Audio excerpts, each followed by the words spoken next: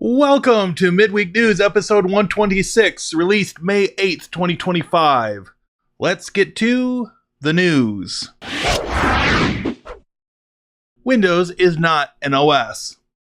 In this opinion piece from The Register, a look is taken at the juggernaut from Redmond. It mentions how Windows 10 was fine for most users and how 11 had to be shoved down people's throats. The author mentions the increasing amounts of AI that are being shoehorned into Windows 11. The quote from the article that I found most humorous is, "Many have jumped ship to macOS or Linux. Some have burned out and live on riverboats with solar panels writing retro 6502 games on an original Commodore 64. An interesting read to start the episode. AMD 9070 GRE performance data is in. AMD China claims the new 9070 GRE is on average 6% faster than the RX 7900 GRE. Pricing seems to be estimated as somewhere around $535 MSRP. There are a whole host of factors that could change between now and the launch of this card. Firefox 138 is now available. Some new features include support for copying links for background tabs, improved address and credit card autofill feature, contrast control for better readability. Firefox Labs feature has now returned to settings. There is also a new report broken site feature. Tab groups can now be moved, and profile management has also been improved, but is part of a progressive rollout. Kickstarter introduces Tariff Manager tool. Creators on Kickstarter can now add extra charges to projects that were already fully funded. I, for one, am glad that Kickstarter had the cojones to do what Amazon would not. Tariff Manager will allow some creators to apply per-item surcharges, which will appear in a separate line item on the payment page for people who back the product. Interesting times we live in for sure. ARM architecture turns 40. Who would have thought that a processor architecture that originated in the UK would end up being king of the world 40 years later? From the humble beginnings powering the BBC Micro, a computer unknown to many in North America, a juggernaut was born. In 2025, you can't sneeze without hitting a device that has an ARM processor inside it. The article is a nice trip down the history of ARM processors and the steps it took to get where it is today. AdGuard Stable 1.0 release brings full command line ad blocking to Linux. Unlike the Windows and macOS versions that offer a GUI, AdGuard for Linux is built entirely around the command line. Many of the same features can be found only in a more lightweight scriptable format. I will likely try this out. It will be interesting to see if we get an array of competing GUI wrappers to make things easier for desktop Linux users. Perhaps Valve will step in and build something for the Steam Deck faithful. Is free open source software sustainable? In 2022, the Linux Foundation found that 70 to 90% of code bases are made up of open source. Black Duck reported in 2023 that 96% of all software projects contain some open source code.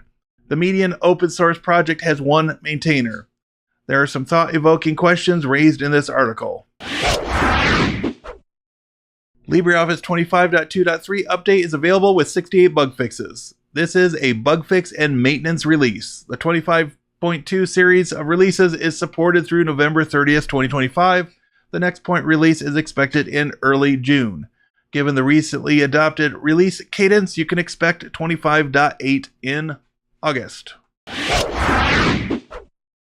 Millions of AirPlay devices can be compromised over Wi-Fi. A new set of vulnerabilities dubbed Airborne could allow attackers on the same Wi-Fi network to hijack devices like smart TVs and speakers. Apple has patched their own devices, but the real danger comes in the form of third-party devices. For consumers, an attacker would need access to your home Wi-Fi network. You would think that an issue like this would get people to run updates on their devices, but it won't. We all know that. OpenMediaVault 7.7.6 now available. This is a small release that includes adding a search field to diagnostics, displaying more information about last or current scrub run on ButterFS details page, and improving validation of RPCs that contain passwords. All users of OpenMediaVault are encouraged to update. LibreBoot 25.04 open source boot firmware released. This is the first release of 2025 and the first to adopt the new year, month version format. This is a testing release. The last stable release is 2024-12.06 from December of last year. This release is currently for adventurous testers. Always double check board compatibility before you flash your device. If you're not a hardware engineer, you can, in fact, order a device pre-flashed with LibreBoot.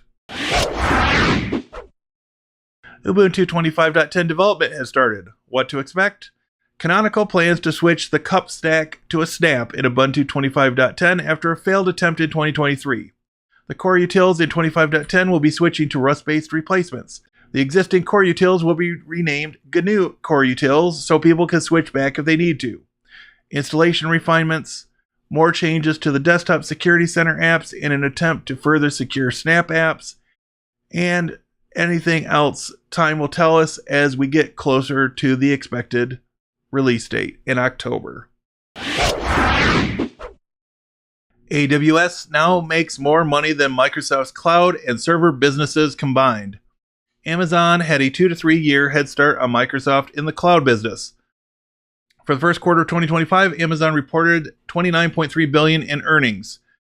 During that same period, Microsoft reported cloud revenues of $26.75 billion. I'm happy that they're making money hand over fist. Hopefully, they will do something productive with that type of revenue. Why Flatpak apps use so much disk space? The article makes the case for why Flatpak apps use more disk space, what problem Flatpak was trying to solve, and some potential issues that are created in the process. An interesting read, many of these arguments also apply to DMG applications on macOS. Modern computing really is a balancing act in many cases. Mission Center reaches 1.0. Mission Center is a modern Linux system monitoring app. The 1.0 version adds new hardware tracking, UI tweaks, and more features which you can find in the article. I'm really quite impressed with the way this utility looks and would happily put it head-to-head with anything on Windows or macOS. It is now available for most major Linux distributions. And that, my friends, will bring us to the close of another episode of Midweek News. Midweek News is a production of the Practical IT channel. And if you look on your screen now, you will see a recommended video to watch next. Thank you all for watching. Have a great day.